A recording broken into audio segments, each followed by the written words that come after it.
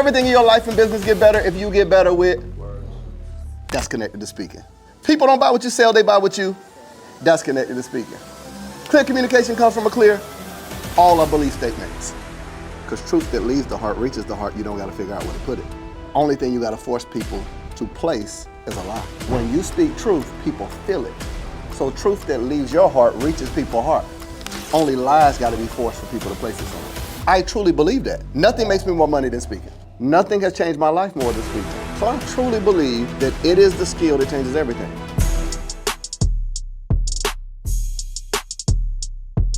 How do you take what you know and make, like, just think about this. Yesterday you didn't know any of these things.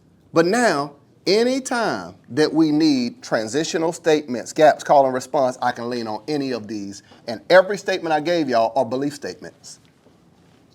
Everything in your life and business get better if you get better with words. That's connected to speaking. People don't buy what you sell, they buy what you. That's connected to speaking. Clear communication comes from a clear, all are belief statements. Such a heavy conversion of belief that I've already dealt with a large part of the objection, the belief that you need it. Now you got to really believe that thing. Here's the reality. Y'all know I fill the fridge with tons of quotes. Because truth that leaves the heart reaches the heart, you don't got to figure out where to put it. Only thing you got to force people to place is a lie. When you speak truth, people feel it. So truth that leaves your heart reaches people's heart. Only lies got to be forced for people to place it somewhere. When you speak, so when you got belief statements, I truly believe that. Nothing makes me more money than speaking. Nothing has changed my life more than speaking. So I truly believe that it is the skill that changes everything. Now, if I need to go layers deep, at the end of every war that has ever happened, somebody got to sit down and talk about it. What would happen if at the end of the Civil War, there was no one that could communicate what should happen next? See how we are. What would happen in every segment of our life, whether it was the Tallahassee bus boycott or the original bus boycott, if nobody could sit down to talk about it? What would happen if Martin Luther King wasn't a phenomenal orator, able to galvanize poor white people and poor black people so they could be the majority? And I can go on. What are we doing? Force the belief around one thing. Speaking changes everything. Now when I teach you how to speak, it's through the filter and the lens of, I need this because everything in my life and business get better if I get better with. Why are you looking at me like that, AJ? What'd I do to you? Oh, man, you're making my life better. Like, I love how I feel in here today. Oh, yeah. Love how I feel. That's right. The hardest part for me is like, I will not be able to get through all of this. But the amazing part is you get to make a choice on how long we continue this process together. All right, choice is yours. Story number one. Story number one. Now, what we're talking about now, if we're writing notes, developing a story bank. Developing a story bank. Because imagine being able to cheat, so to speak. Some of my people get to cheat. Imagine you're about to do, you got something coming up you're about to do. And you're like, yo, Marcus, I got this, and this. Here goes the situation. That's just cheating at that point. So I'm telling you exactly what to do. Now, I wouldn't expect, some of this we're going to learn, I'm going to give y'all some of the stories.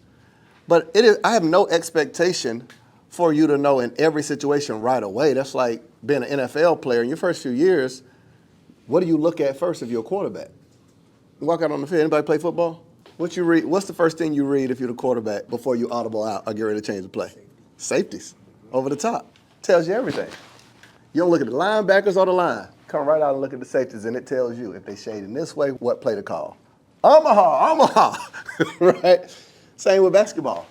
Same thing, so it's learning how to read the people. So some of y'all are listening to me today, and it's like, how is he flowing? You're like, how did he get me to remember all that stuff? When it becomes this native, natural skill, it flows differently. Or how do I memorize such large portions of information? Like all of those things creates a superpower. All right, how to develop a story bank. Stories sell and should be in your bank, AKA your fridge that we talked about yesterday, filling the fridge. Stories are how you sell. Stories are how you teach. Stories are how you repitch. I'm gonna reference the Bible. I'm gonna go right into story number one. The Bible is it's my favorite book, so you're gonna hear me reference it quite a bit. So, what's beautiful in the Bible is that Jesus tells these people, anybody ever heard of in the Bible this story called the prodigal son? The story sounds so real that preachers be talking about the younger and the older son like they're real people. Yeah, and the younger son did this. Jesus ain't tell you none of that. It's a made-up story that had 3 levels of allegories. In Luke chapter 15, Jesus tells 3 stories in a row while talking to a large group of people. And he bang, bang, bang. First story he tells them is a story of a woman who had a lost coin, and she sweeps her house so she can find it. Second story he tells them is a story of a person who had a lost sheep. Had 100 sheep, lost one, went to go grab the other one, because he had 99. And then the last story is the lost son. Lost coin, lost sheep, lost son. Jesus is talking to a group of people just like this, and he hit them back to back with 3 parables. Boom, boom, boom. What happened was, now here's what's dope about Luke 15 in the story. All 3 are economic stories. It's business he's talking. We here? He said, but there was a woman who had 10 coins and she lost one, and she swept her house until she found it. Whenever a woman was married, what her husband would give her was 10 coins. If she has 9, it has no value. So if you got 10 and lose 1, it is worth 0. So she loses the value of what she could do if her husband died for her to sell to take care of the home. It was what he would give her as the legacy, almost like an insurance plan. He's speaking to people economically about what you do when you lose something that makes you lose value. Story number 2, the 100 sheep and he lose 1. A sheepfold is 100 sheep. If you go in the marketplace with 99, you can't get full price. So now, instead of getting $1 million, a sheepfold, if it's not 100, it's worth less than 80% of its value, because you have to sell it individually. And then the story of the lost son is the same paradigm of the one who runs the household economically. He's telling stories about money. Boom, boom, boom, boom, boom. Hit them back to back. Get them, Jesus. The whole Bible has all these pictures of stories. So how does a man who only got 3.5 years to teach, but now 2,024 years later, we're meeting in churches around the world still talking about his message? How you tell stories that well? Did y'all catch what I just gave you? Jesus the storyteller. Story number 1, brand stories. A brand story. I really ought to write a book on this, man. It's crazy. I'm looking at my notes like, this joint's so thorough, I could write a book on this bad boy. What y'all think? Entrepreneur, speaker, book? Yep. All right, say no more. Y'all want to buy the pre-order?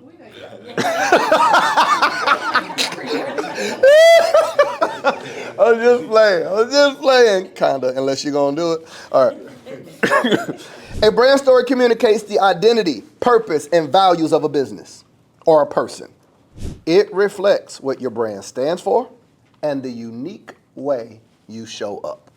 Number 2, investment story. That goes first. That goes number 2, investment story. Has anybody ever heard me tell my investment story? Any of my clients, I ain't sell y'all on? I think I have. I ain't sell you on my investment story? Dang.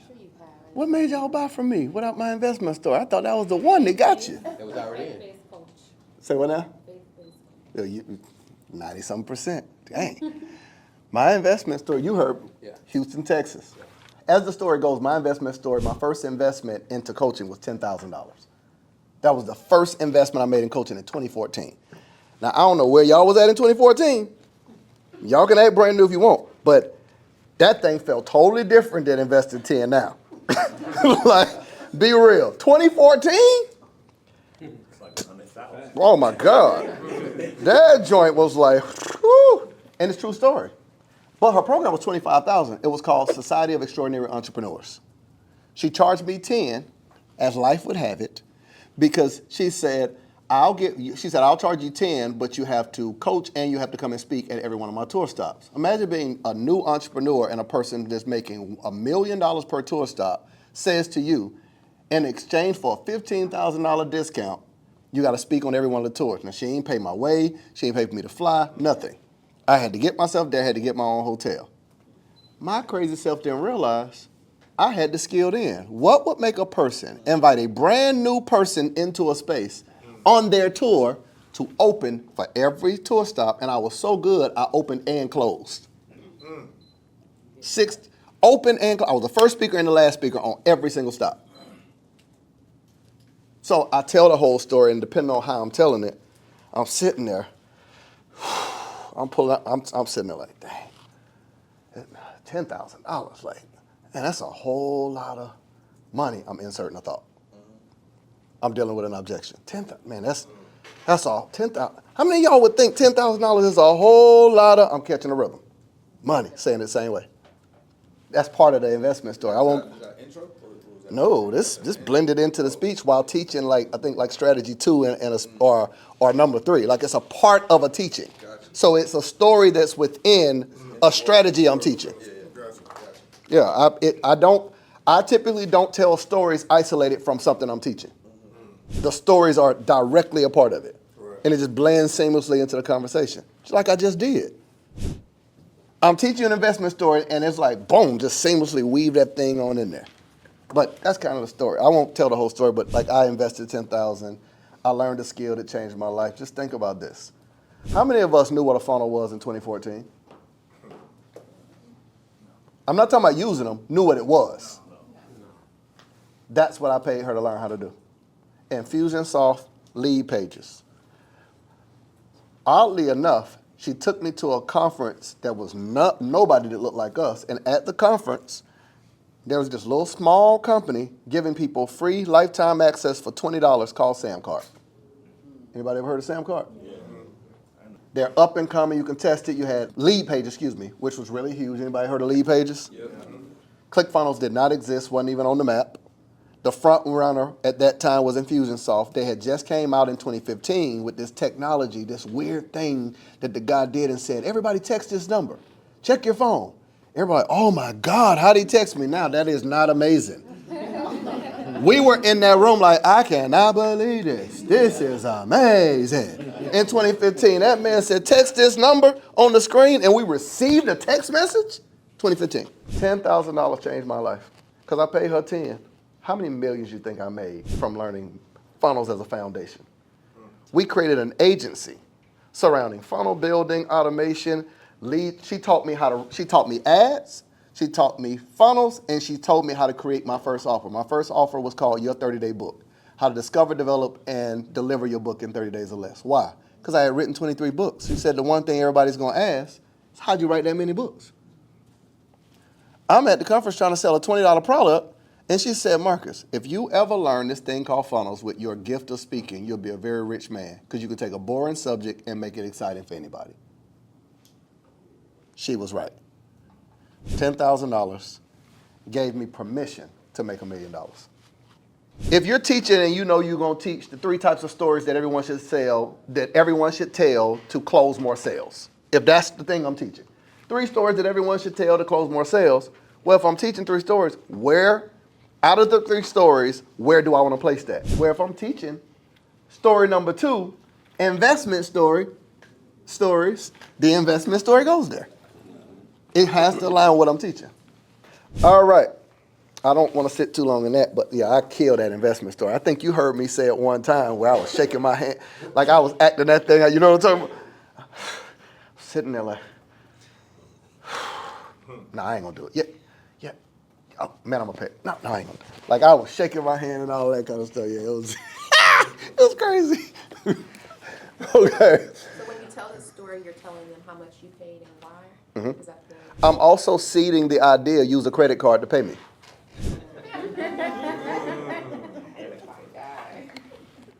I'm telling the person, you should use a credit card to pay for this. I go into what we'll talk later. It's more logical selling. So I layer it with an analogy. The analogy is the story. I teach the principle of the story. I take myself and I'm the person. I show the result of what it did for me. I bring it all the way down, showing people the thing that happened with it, but I also take time to show that person like the principle of the story. So the logic. Listen to the logic. I know y'all gonna take this one. I already know y'all gonna take this one. I know y'all Negroes. The logic is simply this. Everyone uses credit cards for everything except their future. Just think about it. How many of y'all use a card before to buy something to eat? You went out to dinner with your friend, you're like, girl, happy birthday, it's on me. How many of y'all use a credit card to buy a TV? People always use credit cards for the thing they're enjoying in the moment, never for an investment in their future. Ain't that true, y'all? People say yeah. Now, don't. No. You said we can reference. I heard my Coach Marcus said. Now here's what's amazing for Dana. In Entrepreneur Speaker, there's a portal of licensed things that you can use already there. Here's a list of them. Here's stories, here's examples, here's principles, here's a cheat sheet that's gonna be inside of there. Here's quotes. It's up to y'all. You know, no pressure. Things like that will be there. Quotes, references, stats, that, little principles like that. But watch this. Notice how, listen to my thought process. Thank you. I didn't just tell you the principle. I told you what objection the principle points at. Logic. The logical mind takes credit cards, but I attach logic to it, and they're like, dang, guess what? Dang, that is true. Truth that leads the heart reaches the heart. I don't have to convince you of what I said is truth, because it's right. Any of y'all remember that inside the story? Anybody remember that time when y'all was working back in the day? Y'all play along, okay? Everybody gonna play along? Anybody remember that time back in the day? Like, I'm talking about before y'all was like entrepreneurs. When anybody had a job before? Let me just check the room. Yes. Remember when you found out you was getting a raise at work, and you called your friends? You like, man, they just told me I'm getting a raise. So they was like, man, we gotta celebrate. Anybody remember that? Yeah. And you went out and spent money you ain't made yet. Yeah. Isn't it crazy when we was working a job? We heard we could make money, the potential of money, and we went out and spent money with the belief that we were gonna make it back. So we went out and we spent money with the intention that we were gonna make money. What am I doing? Seeding. Yeah. Oh my God. This is dangerous. This is dangerous. Say what now? It can be used for harm. It can. Use it right. It can. And how am I tying it? Into a story about logic. Why that story works? There's no sales resistance because everyone has had that experience. I'm removing the sales resistance by humanizing the story to something people have done before. There is no resistance on that. You're like, yeah, people are laughing. I'm producing an emotion and a connection to me and the person. Even if you use slides, here's a rule of thumb. You got to come off your slide when you do something like that because it reconnects you to the person. So that's when you got to pause your mind. If you know you're going into that, practice it beforehand so it comes off more natural. You got to humanize yourself on things like that. Does that make sense for everybody why we would do that without me explaining it? Because if I'm in slides, number 2, biggest mistake people make is they spend money they haven't made instead of investing money with the potential, blah, blah, blah. I can read that quote, but I got to come off of it for it to land and for it to connect, human to human connection. So it's like, this is what it looks like, this is what it feels like, I'm going to give us a mental picture. Here's what it feels like, looks like, virtually or in person, when we remain on the slide and don't reconnect to the audience. Hey, what's up, bro? What's up? Yeah, how you doing? Everything been good with you? Yeah, man, been good. Yeah, all right. Man, I'm happy to hear that, bro. No, even though I'm engaging, no human connection. That's how it feels. Although I'm responding to everything, it doesn't feel the same. Okay, last story. I got 1 minute to get this to you. I hope you are enjoying this. I'm telling you, this is only a few minutes out of 2 8-hour days. Think about 16 hours of training. And what's amazing about what we do, there is no place that I found that teaches business owners and entrepreneurs how to speak in a way that grows their brand, their business, and their bank account. Now, there are a ton of speaker programs, but very few that are for business owners because business owners aren't speaking for hand claps and applause. We're speaking with the hopes of growing our business. So if I said, hey, I want to invite you on a podcast, you'd want to come on the podcast in hopes of getting more followers, more brand visibility, more business. Well, I want to invite you to get access to Entrepreneur Speaker. It is the only speaker training specifically for business owners who want to grow their brand, business, and bank account. You get access to learning how to speak without notes, how to organize in your head, how to present from stage. You learn storytelling, how to master telling your story in a way that sells for you. You learn my subtle selling system, and you also learn how to sell via masterclass, webinar, or challenge. So in the description below, you will get access to that. I cannot wait to see you at the next Entrepreneur Speaker. Let's get back to the episode. Which was the one I said would have been second, scarcity story. Okay, so scarcity stories, great way to see this. It is when a person is faced with an opportunity and they have the ability to make a decision, but they're holding on to the thing that keeps them from making it, right? So a cleaner way to say that is, how do I write it? Story highlights a missed opportunity, a limited time offer, or a rare chance, so you emphasize urgency. Story highlights a missed opportunity, a limited time offer, or a rare chance. The goal is to emphasize urgency. Man, that 2 is all I got, bro. 2 is all I got. Now, the story highlights a missed opportunity, limited time offer, or a rare chance. Let me rewrite this. The goal is to emphasize urgency.